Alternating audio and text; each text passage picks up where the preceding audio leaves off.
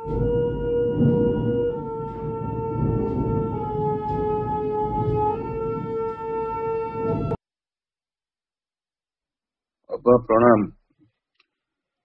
करुणामयी माँ परम प्रभु श्री अरविंद श्रीमा श्री अरविंद को भल पाउଥିବା मोर आत्मीय समस्त अपा भाई मान को शुभेच्छा और नमस्कार।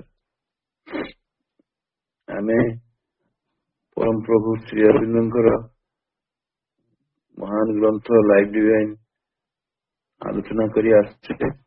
अभी चैप्टर आलोचना करूचे सेटा होची कॉन्शियसनेस चित शक्ति तार से चैप्टर गतर सुधा 30 पैराग्राफ मो क्षेत्र रे मु आलोचना करछि। ग्रुप रे तो बहुत आगु जाइछथि। मु केवल मन पकेबो गोटे गोटे पैराग्राफ रो कोन कोन निष्कर्ष अछि से गुडी को केवल अल्प टिके शॉर्ट रे कहि दोछि। आमे 14 पैराग्राफ गतकाली गोटे वाक्य मात्र आलोचना करथिले। 14 पैराग्राफ रो प्रथम लॉजिकल कॉन्सिक्वेंस कोन कोन केते गुडे महत्वपूर्ण युक्ति बा निष्कर्ष एथिर अछि से निष्कर्ष गुडी कोन सब ताको हम काली आलोचना को नेथिले। तांका लैंग्वेज रे प्रभु कहउचंती in the first place we may ask whether since even mental consciousness exists where we see in an animation and inertia, it is not possible that even in material objects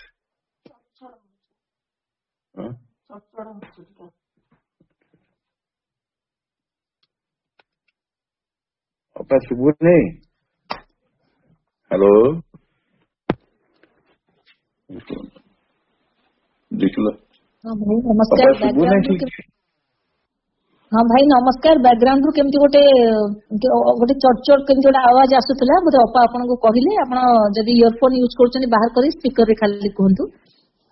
नहीं एबे सुबुची चट। हाँ आपण continue करंतु। आपण जणा पड़िबो continue करंतु बुझा जिवो जदी हबो बोले हम कहि देबो आपण। हां प्रभु कहउचंती in the first place we may ask whether since even mental consciousness exists where we see inanimation and inertia, it is not possible that even in material objects a universal subconscient mind is present, although unable to act or communicate to itself to its surface for want of organs. Eighty से कहउचंती जे प्रथम तो आमे कौन करिया ना प्रथम आमे गोटे प्रश्न पचारि परिया। प्रश्न जो इच्छा करि परिया कौन से प्रश्न गुडी को प्रथम आमे जो प्रश्न टी पचारिया सेटा कौन प्रकृतरे एटी प्रभु कहउचंती जे आमे जहा को जीवनहीन जड़ बोली कहउचे से जीवनहीन जड़ बोली जहा को देखुचे सेथिरे मध्य मानसिक चेतना विद्यमान है कि रही। Even mental consciousness exists where we see inanimation and inertia. से जो निर्जीव जड़ भितर मध्य बा जीवनहीन जड़ भितर भी चेतना मानसिक चेतना रही। तापर आ कौन है it is not possible that even in the material objects a universal subconscious mind is present. पुणी प्रभु कहते जो भौतिक पदार्थ गुड़िक आम देखुचु से गोटे यूनिवर्सल सबकनसीयस माने विश्वगत अवचेतना मन विद्यमान होगी रही। एमती जो गोटे संभावना असंभव अब्जेक्टिव बोली कहनी से रही। Subconscious mind is present although unable to act or communicate to itself to its surface for want of organs.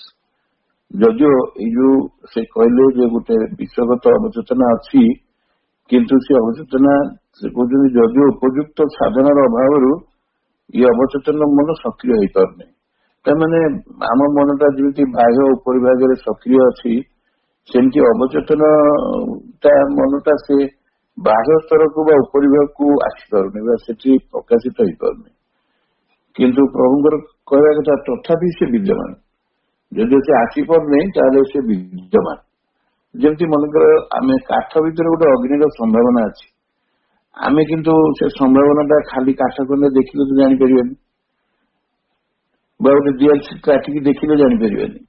କିନ୍ତୁ ଯେତେବେଳେ କାଠରେ କାଠ ସହିତ ମାନେ ଘଷି ହବ ବହୁତ ସମୟ ଧରିକି, ଶୁଖିଲା କାଠ ଯେମିତି ବଣ ମାନଙ୍କରେ ସବୁ ନିଆଁ ଲାଗିଯାଏ, ତାରେ ସେଥିରୁ ନିଆଁ ବାହାରିବ।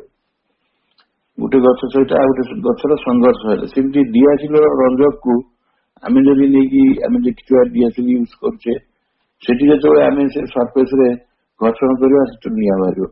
ତାମାନେ ଜଳ ଭିତରେ ବି ସେଗୁଡିକ ଜଳ ପଦାର୍ଥ, ତାର ଭିତରେ ବି ସମ୍ଭାବନା ରହିଛି, ନିଆଁର ସମ୍ଭାବନା ତା ଭିତରେ ରହିଛି କାଠରେ।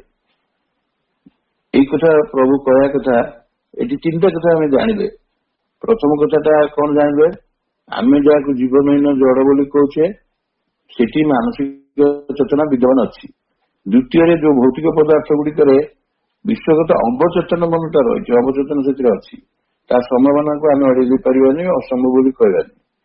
ଯଦିଓ ଆମେ ତାକୁ କଣ କରିପାରୁନୁ, ଫର ୱାଣ୍ଟ ଅଫ ଅର୍ଗାନ୍ସ, ଆମର ଉପଯୁକ୍ତ ଯନ୍ତ୍ର ବା ସାଧନର ଯନ୍ତ୍ରର ଅଭାବରୁ ସେ ଅବଚେତନ ମନକୁ ସକ୍ରିୟ କରିପାରୁନୁ, ଆମେ ମାନେ ବାହ୍ୟ ଉପରିଭାଗକୁ ଆଣିକି ପ୍ରକାଶ କରିପାରୁନୁ, କିନ୍ତୁ ସେ ବିଦ୍ୟମାନ। ଏଇ ଗୋଟେ ଇମ୍ପୋର୍ଟାଣ୍ଟ କଥା ଏଇ ବାକ୍ୟଟିରେ କହିଲେ। ତାପରେ କହୁଛନ୍ତି, ଇଜ ଦି ମେଟେରିଆଲ ଷ୍ଟେଟ୍ ଆନ୍ ଏମ୍ପଟିନେସ୍ ଅଫ୍ କନସିୟସନେସ୍।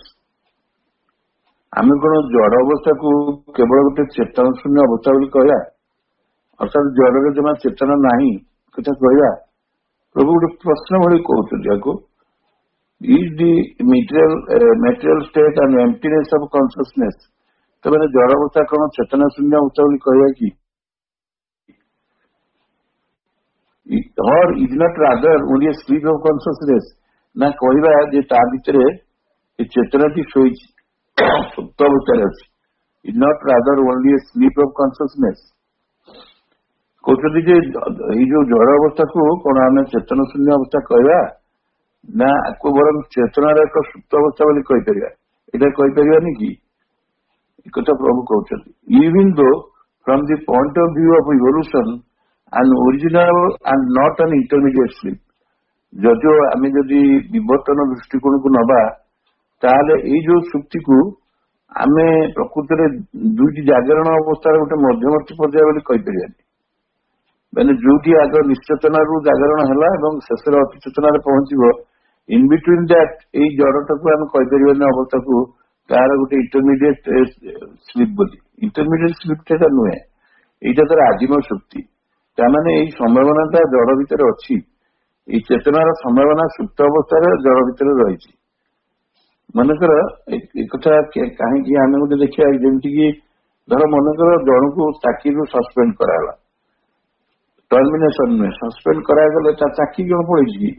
ତା ଚାକିରି ରହୁଛି, ସେ ଗୋଟେ କମ ସମୟ ପାଇଁ କିଛି ସମୟ ପାଇଁ ସେ ଯାଉଛି। ମୁଁ ସେଟା ପରେ ଏକ୍ସପ୍ଲେନ କରୁଛି। ଏଇ କଥାଟା କେମିତି ଏକ୍ସାମ୍ପଲ ପ୍ରଭୁ ଦେଇଛନ୍ତି ସେଇଟା ଆମେ ଆଲୋଚନାକୁ ନବା। କିନ୍ତୁ ବିବର୍ତ୍ତନ କହୁଛି ଯେ ଯେହେତୁ ଜଡ ଭିତରେ ସେଇ ଚେତନା ଥିଲା ବା ପ୍ରାଣ ଚେତନା ଥିଲା, ପୁଣି ପରବର୍ତ୍ତୀ ସମୟରେ ସେଇ ଇଭଲ୍ୟୁସନ ପ୍ରୋସେସରେ ପ୍ରାଣ ଚେତନାରୁ ମନ ଚେତନା ବାହାରିଲା ବା ମନ ଚେତନାର ବିବର୍ତ୍ତନ ହେଲା ଇତ୍ୟାଦି। ପୁଣି ଏଇ କଥାଟାକୁ ଯୋଉ କହିଲେ କଣ, ଏଠି ଯୋଉ କହିଲେ ସେଇଟା ହଉଛି କଣ ନା, ଆମର ଯୋଉ ଚେତନାର ଏମ୍ପଟିନେସ୍ ଟା ଗୋଟେ ମେଟେରିଆଲ ଷ୍ଟେଟ୍ ରେ ବା ଏଟା ଚେତନ ଶୂନ୍ୟ ଅବସ୍ଥା ବୋଲି କହିପାରିବା କି? ବା କହିପାରିବା ଏଥିରେ କଣ ହେଇଛି ନା, ଚେତନାଟା ଗୋଟେ ସୁପ୍ତ ଅବସ୍ଥାରେ ଅଛି, ଏଇଟା କଣ କହିପାରିବାନି? ବା ବିଶ୍ୱ ବିବର୍ତ୍ତନର ନିୟମ ଦୃଷ୍ଟିରୁ ଦେଖିଲେ ଆମେ ଏଇ ସୁକ୍ତିଟାକୁ କିନ୍ତୁ ଜାଗରଣ ଅବସ୍ଥାର ଏକ ମଧ୍ୟବର୍ତ୍ତୀ ପର୍ଯ୍ୟାୟ ନୁହେଁ। କାହିଁକି ନା ଇଭଲ୍ୟୁସନ କହୁଛି ସବୁ କିଛି ଇନଭଲ୍ୟୁସନ ହେଇଥିଲା, ଯାହା ହେଇଥିଲା ଧୀରେ ଧୀରେ ସେ ଇଭଲ୍ଭ କରୁଛି, ଜଡ ଭିତରୁ ବାହାରିକି ଆସୁଛି।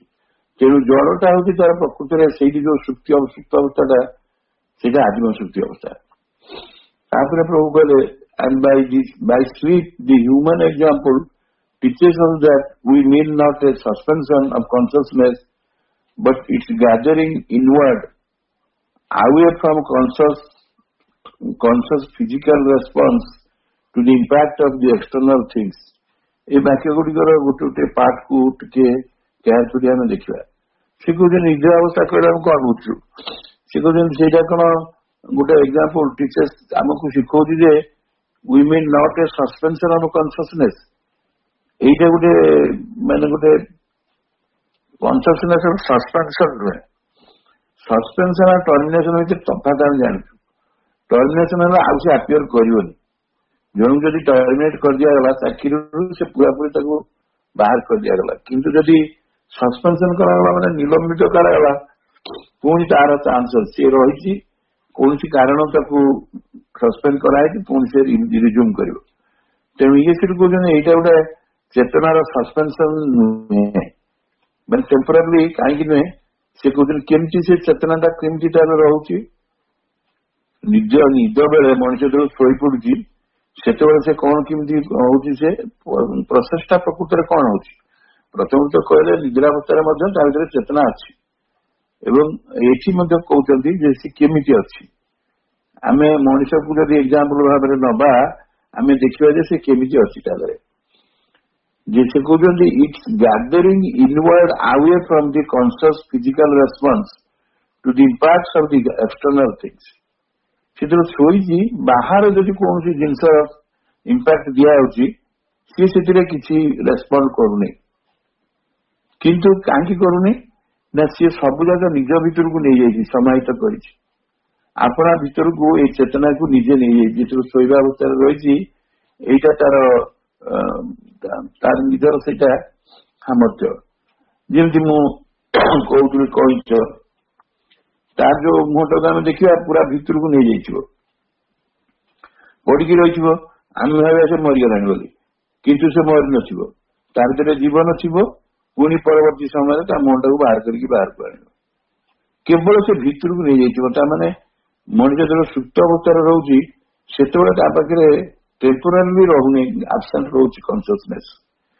କାହିଁକି ରହୁନି ନା ସେ ତାକୁ ସବୁ ଗାଦର କରିଛି, ନିଜ ଭିତରକୁ ନେଇଯାଇଛି। ସବୁ ସେ ଚେତନାକୁ ଆପଣା ଭିତରକୁ ନେଇକିରି ତାକୁ ସମାହିତ କରିବା, ସଂଗୃହୀତ କରିକି ରଖିଛି। ତେଣୁ ଆମେ ସ୍ଲିପ ଅବସ୍ଥାରେ କହିପାରିବାନି। ଆଉ ଯେହେତୁ ତାର ବହିର୍ଜଗତର ସ୍ପନ୍ଦନ ପ୍ରତି ସେତେବେଳେ କିଛି ତାର ରେସ୍ପନ୍ସ ନଥାଏ, ଆମେ ଭାବୁ ଯେ ନା ତା ଭିତରେ ଚେତନା ନାହିଁ ବୋଲି। କିନ୍ତୁ ସେଇଟା ପ୍ରକୃତ କଥା ନୁହେଁ। ପ୍ରଭୁ କହୁଛନ୍ତି ନାହିଁ, ସେଇଟା ସେଇଆ ନୁହେଁ। ସେ ନେଇଛି ଟେମ୍ପୋରାରୀ, ତାକୁ ଭିତରେ ନିଜକୁ ଗାଦର କରି ସମାହିତ କରିକି ରଖିଛି। ପୁଣି ଯେତେବେଳେ ସେ ଆସିବ ସ୍ଲିପରୁ ଅବସ୍ଥାରୁ ଜାଗ୍ରତ ଅବସ୍ଥାକୁ ଆସିବ ସେତେବେଳେ ହିଁ ସେ ପୁଣି ପ୍ରକାଶିତ ହବ। ଆଚ୍ଛା, ତାପରେ ଆଉ ଗୋଟେ ଇମ୍ପୋର୍ଟାଣ୍ଟ କଥା ଏଠି ଗୋଟେ କହୁଛନ୍ତି ପ୍ରଭୁ, ଯୋଉଟା କି ଏପର୍ଯ୍ୟନ୍ତ ଡେଭଲପ ହେଇପାରିନି। ସେ କହୁଛନ୍ତି is not this what all existence is that has not yet developed means of outward communication with the external physical world। ମାନେ ଏଇ ଯୋଉ ଜଡ ବହିର୍ଜଗତ ରହିଛି ତା ସହିତ ସମ୍ବନ୍ଧ ସ୍ଥାପନ କରିବା ପାଇଁ ଏପର୍ଯ୍ୟନ୍ତ କୌଣସି ଉପଯୁକ୍ତ ବହିର୍ସାଧନର ବିକାଶ କରାଯାଇ ପାରିନି। ତେଣୁ ଯେହେତୁ କରାଯାଇ ପାରିନି, ତେଣୁ ଯାବତୀୟ ସତ୍ତାର ସ୍ୱଭାବ ଏଇଭଳିଆ ଠିକ ଏମିତି ସ୍ଥିତିରେ ଅଛି। ଆକୁ ଗୋଟେ ମୁଁ ଏକ୍ସାମ୍ପଲ ଦେଲେ ହବ। ଏଇ ବାକ୍ୟଟି ଏମିତି ଲେଖା ହେଇଛି, ହଠାତ୍ ଆମେ ବୁଝିପାରିବାନି, କିନ୍ତୁ ବୁଝିବା ପାଇଁ ଗୋଟେ ଉଦାହରଣ ଦଉଛି। ଆପଣମାନେ ଜାଣିଥିବେ ଆଜିକାଲି ଆଉ ଗୋଟେ parallel line of artificial intelligence develop କରିଛି, ଯୋଉଟା ତାର ଆଉଟକମ୍ ହଉଛି କମ୍ପ୍ୟୁଟର, ସୁପର କମ୍ପ୍ୟୁଟର, ସ୍ମାର୍ଟଫୋନ, କେତେ କେତେ କଥା ସବୁ ଡେଭଲପ କରିଛି। ଆମେ ଗତ ସପ୍ତାହରେ ଯୋଉ କଥା ସବୁ ଜାଣିଲେ ଶୁଣିଲେ ମନେ ରଖିଛୁ କି? କହିଲୁ, ଆମେ ମନେ ରଖିନୁ। କିନ୍ତୁ ଗୋଟେ କମ୍ପ୍ୟୁଟର ତା ପାଖରେ ଆପଣ ସବୁ ଯାକ ମାନେ ବହୁତ ଗୁଡେ କଥା, ଫଟୋଠୁ ଆରମ୍ଭ କରି ଅଡିଓ ଭିଡିଓ ସବୁ ଯାକ ସେଥିରେ ଲୋଡ କରିକି ରଖିଛନ୍ତି, ସବୁଠାକୁ ସେଭ୍ କରିକି ରଖିଛନ୍ତି। ଯେତେବେଳେ ଚାହିଁବେ ସେ ତାକୁ ପୁଣି ରେଷ୍ଟୋର କରିପାରିବେ। କାହିଁକି ନା ତାର ସେଇଭଳି ଡେଭଲପଡ ମିନ୍ସ ଅଛି, ତା ଦେହରେ ସେଇଭଳି ସଫ୍ଟୱେୟାର ଅଛି, ସେଇଭଳି ଆପ୍ ଅଛି, ଯାହା ଫଳରେ ଆପଣ ତା ଦେହରୁ ପାଇଯିବେ। କିନ୍ତୁ ମଣିଷ କ୍ଷେତ୍ରରେ ସେଇଆ ନାହିଁ। ଯଦି ଦ୍ୱାରା ମତେ ପଚରାଯାଏ ଆପଣ 3 ସପ୍ତାହ ପୂର୍ବରୁ କଣ କଣ ଶୁଣିଥିଲେ, 3-4 ଦିନ ଭିତରେ କଣ କଣ ଜାଣିଥିଲେ, ତାକୁ ମନେ ପକେଇ କହିପାରିବେ କି? କିଛି ଅଳ୍ପ କିଛି କହିପାରିବା, କିନ୍ତୁ କହିପାରିବେନି। କାରଣ ସେଇ ଯୋଉ ଡେଭଲପ ମିନ୍ସ ଆମର ଏପର୍ଯ୍ୟନ୍ତ ସେଟା ଡେଭଲପ କରିନି। ସେ ତା ଭିତରେ ମାନେ ଏକ ପ୍ରକାର ଯେମିତି ଗୋଟେ ସୁପ୍ତି ଅବସ୍ଥାରେ, ନିଦ୍ରା ଅବସ୍ଥାରେ ରହିଯାଇଛି ସବୁ ଅଲ୍ ଦି ଇନଫର୍ମେସନ, ଯାହା ଆମେ ଶୁଣିଲେ, ଯାହା କରିଥିଲେ, କଣ କଣ ହେଇଥିଲା ଘଟିଥିଲା, ଆମେ ପୁରାପୁରି ତାକୁ ପରଫେକ୍ଟଲି ଆମେ ତାକୁ ବାହାରକୁ ଆଣିପାରିବାନି। We can't communicate to the external world, କରିପାରିବାନି। ए आमर जेतिकी इंटेलिजेंस अच्छी मनुष्य जेतिकी कैपेसिटी अच्छी किंतु व्हेयरएज गोटे कंप्यूटर कर दे पारो इवन स्मार्टफोन केते जिनस ता भीतर रही साइटा होगी केते ता भीतर सब कर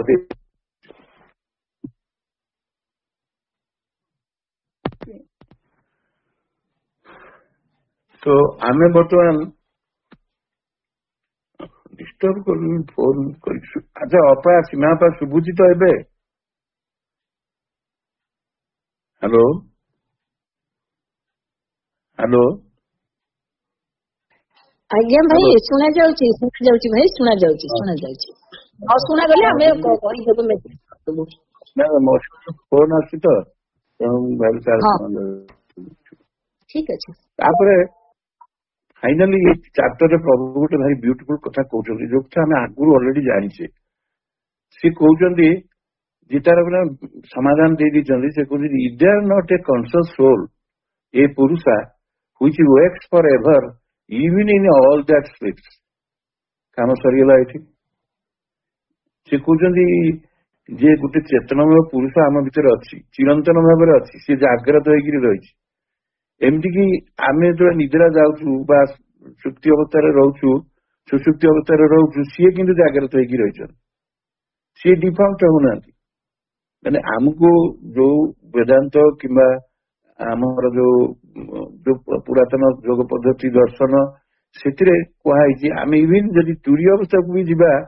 ताले से आत्मपुरुष थी फिजिकल एक्टिविटी डिफरेंट हो पारे वाइटल एक्टिविटी डिफरेंट हो पारे किंतु से ही नथिबो काहेकि ना सेठी जो सचेतन आत्माटी जोटे पुरुष बोली हम कहूचे आत्मपुरुष सी वर्किंग स्टेज रे अछि फॉर एवर जिते प्रकार जिते आम डीप स्लीप की गले भी जो स्थिति रे रहले भी सी अछि यही ही होची विश्व जगतर यथार्थ तत्व प्रकृति रे एटा तत्व आकु मध्ये हमको उपनिषद भारी क्लियरली कहै जे कौन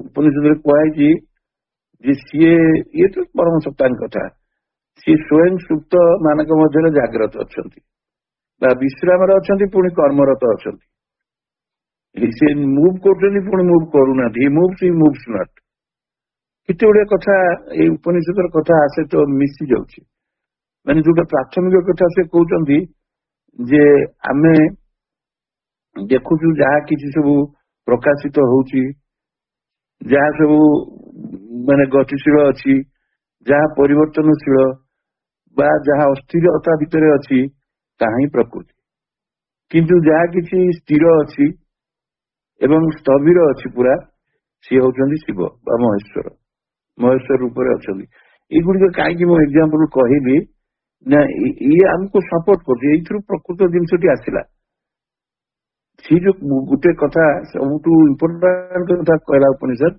जे सी स्वयं सुप्त मान मध्य जाग्रत होकर रही सेमती आत्मपुरुष जिते सुप्त अवस्था थिले भी सी ही जाग्रत होकर रही यहीटा हूँ विश्व जगतर यथार्थ तत्व एटा नुहे कि एटा तत्व एक आम जाचु तापर आम जा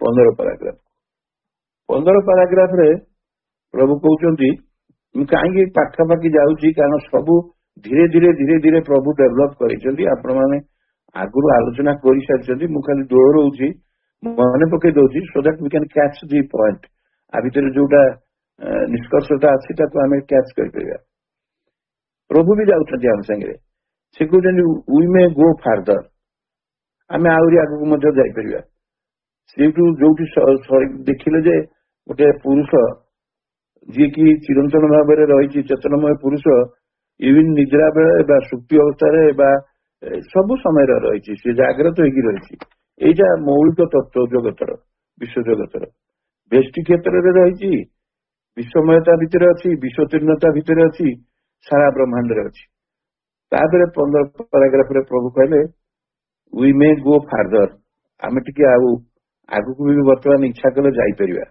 कहीं जा कौन जाना आउ दीटा कथा जोटा आम रेफरेन्स देते गत काली गोटे हूँ सबकॉन्शियस आ गोटे सबलिमिनाल से कौन है घटना देखा आम when we speak of subconscious mind we should mean by the phrase a thing not different from the outer mentality, but only acting below the surface, unknown to waking man, in the same sense, if perhaps with a deeper plunge and a larger scope.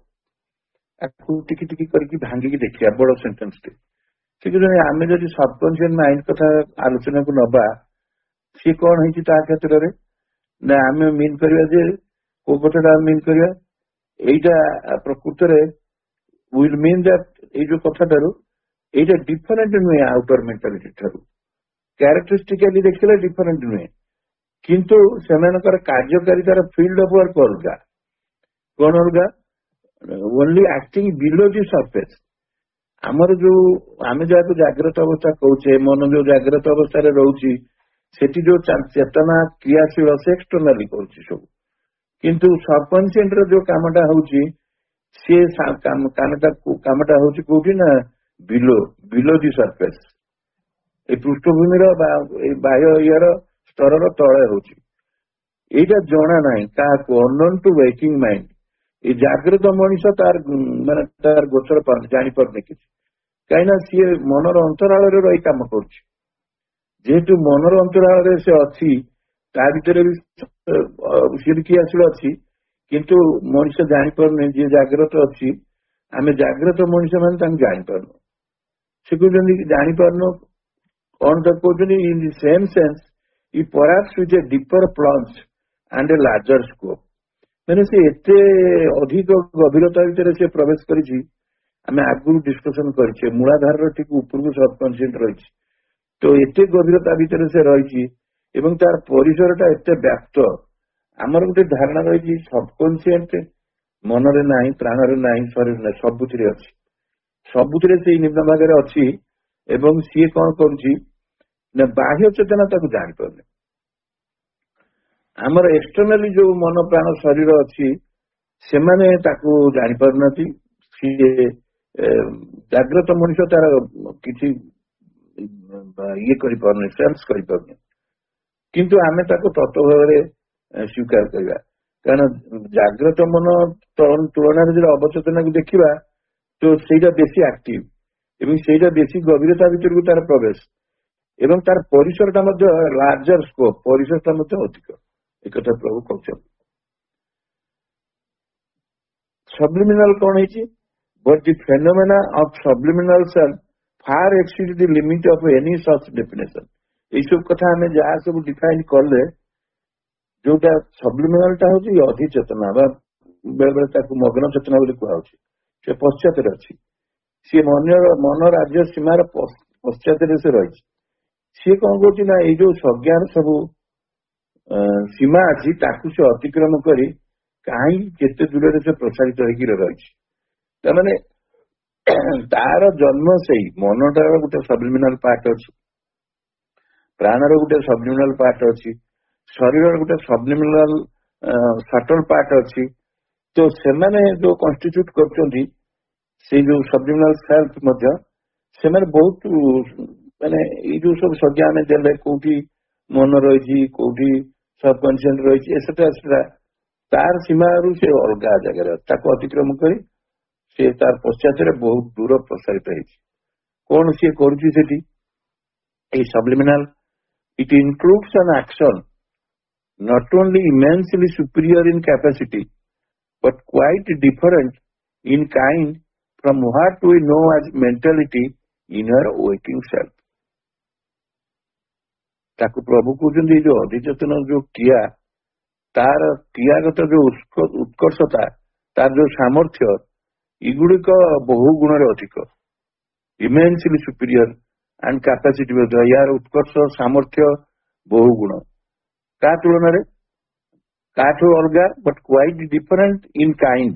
ତାର ପ୍ରକାର ଭେଦରେ ମଧ୍ୟ ସେ ଅଲଗା ତାଠାରୁ, ନା from what we know as mentality in our waking self. ଆମେ ଯେତେବେଳେ ଜାଗ୍ରତ ଅବସ୍ଥାରେ ରହୁଛୁ ସେତେବେଳେ ଯାହା ମାନସିକ କ୍ରିୟା ସବୁ, ତାଠାରୁ ଇଏ ସ୍ୱଭାବତଃ ସମ୍ପୂର୍ଣ୍ଣ ଭିନ୍ନ। ଆର କାର୍ଯ୍ୟକାରିତା ସମ୍ପୂର୍ଣ୍ଣ ସ୍ୱତନ୍ତ୍ର ଏବଂ ଏ କ୍ରିୟାଗତ ଉତ୍କର୍ଷତା ଅଛି, ସାମର୍ଥ୍ୟ ଅଛି। କାହାର? ମଗ୍ନ ଚେତନା ବା ଆମେ ଯାହାକୁ କହୁଛେ ସବ୍ଲିମିନାଲ, ତାର ଅଧିକ ସାମର୍ଥ୍ୟ ରହିଛି, ବହୁ ଗୁଣ ସାମର୍ଥ୍ୟ ତାର ରହିଛି।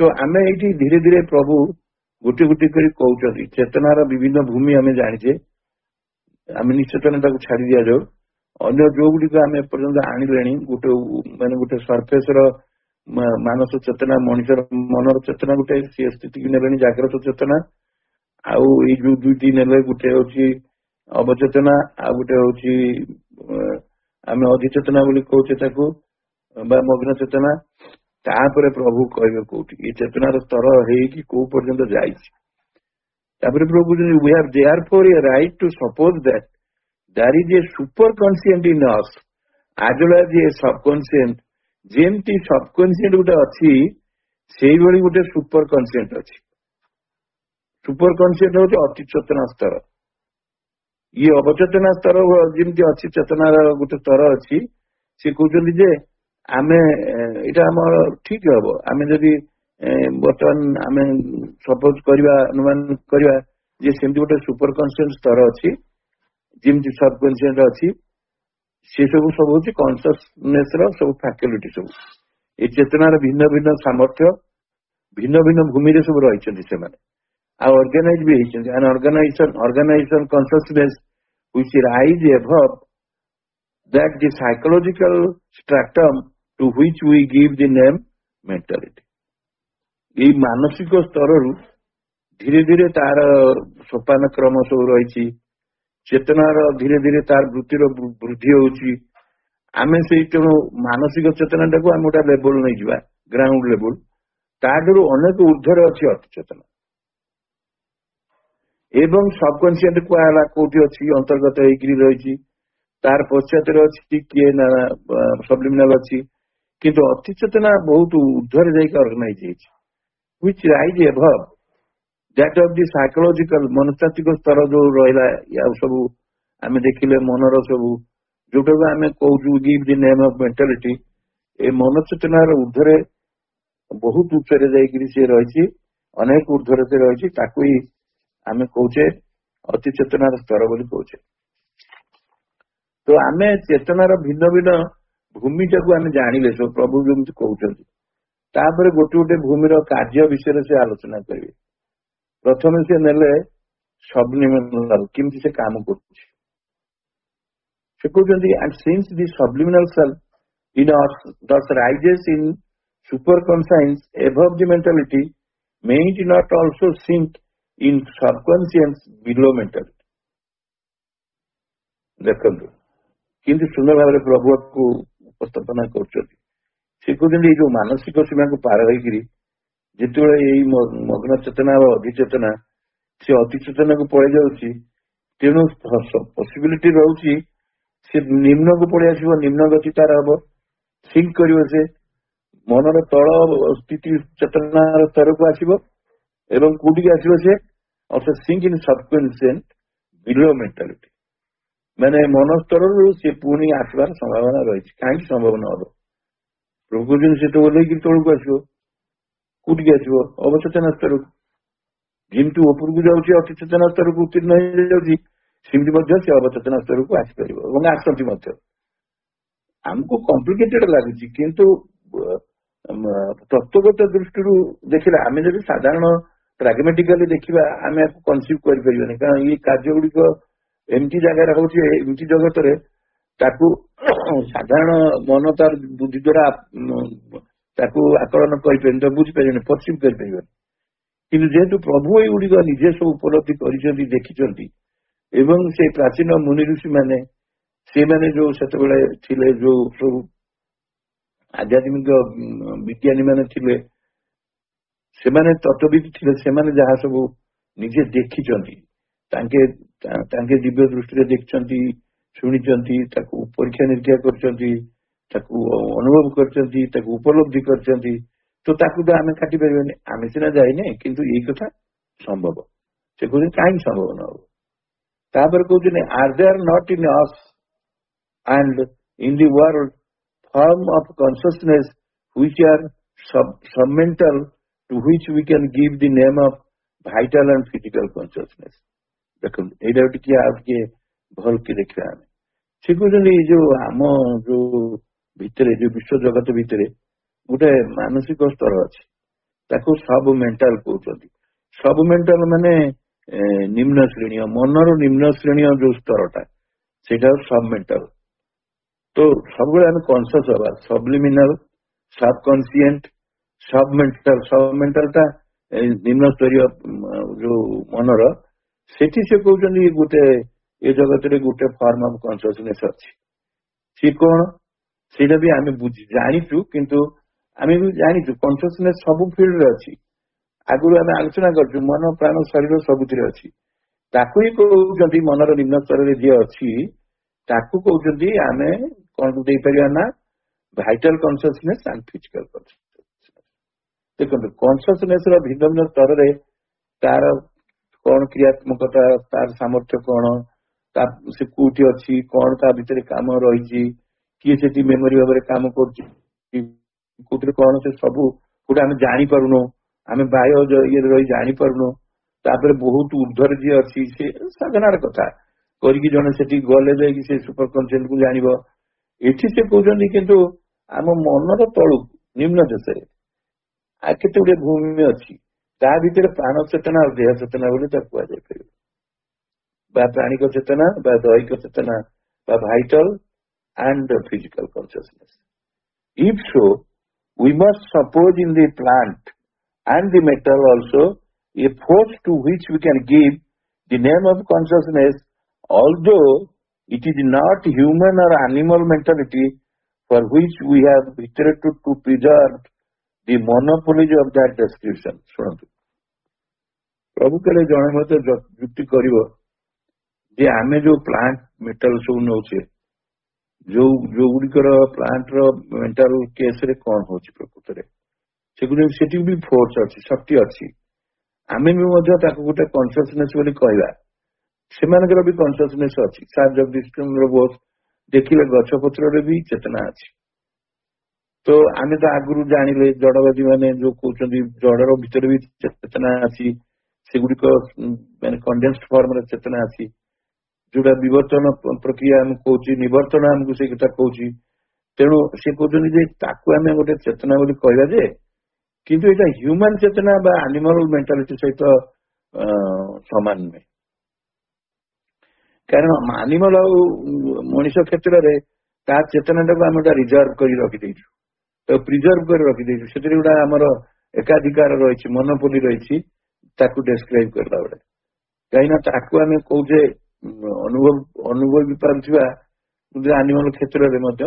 ଆନିମାଲ କ୍ଷେତ୍ରରେ ମେଣ୍ଟାଲଟା, ମନଟା ଡେଭଲପ କରିନି, କିନ୍ତୁ ତାର ଯୋଉଟା ମନ ସ୍ତରର ଯୋଉ ନିମ୍ନ ସ୍ତରର ଯୋଉ ଚେତନାଟି, ମେଣ୍ଟାଲିଟି ସେଇଟା ଡେଭଲପ କରିଛି, ସେଇଟା ଅଛି ଆନିମାଲର। ଆଉ ମଣିଷର ତ ଅଛି ଆଉ, କିନ୍ତୁ ସିଏ ଏଇ ଦିଟା କ୍ଷେତ୍ରରେ ଗୋଟେ ମନୋପୋଲାଇଜ କରିଛି, ତାକୁ ପ୍ରିଜର୍ଭ କରି ରଖିଛି।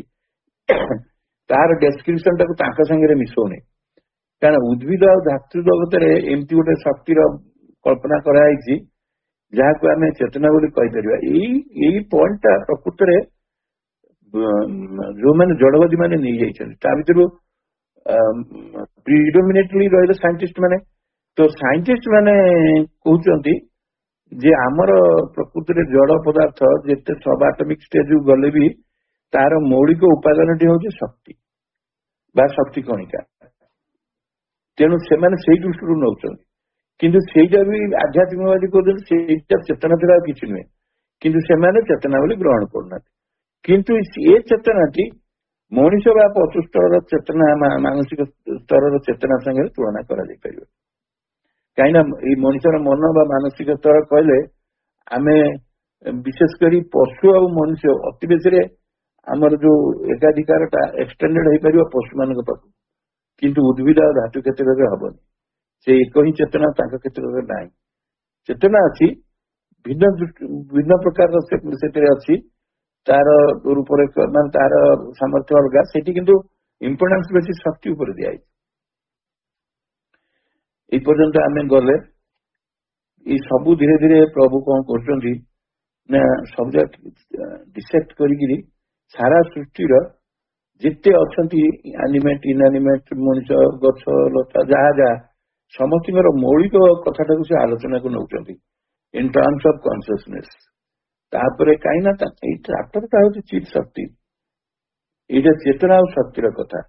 ତ ଟିଲ୍ ଦି ଏଣ୍ଡ, ଶେଷ ପର୍ଯ୍ୟନ୍ତ ଗଲେ ଆମେ ଆକୁ ପୁଣି ସବୁ ଯେତେବେଳେ ୟୁନିଫାଇଡ କରିବା ଦେଖିବା, ତାହେଲେ ଆମର ସମ୍ପୂର୍ଣ୍ଣ ଭାବରେ କନସେପ୍ଟ କ୍ଲିୟର ହେଇଯିବ, ଚିତ୍ ଶକ୍ତି ଉପରେ କ୍ଲିୟର ହେଇଯିବ।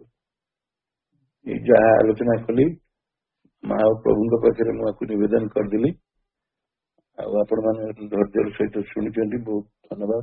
ବନ୍ଦେ ମାତରମ୍।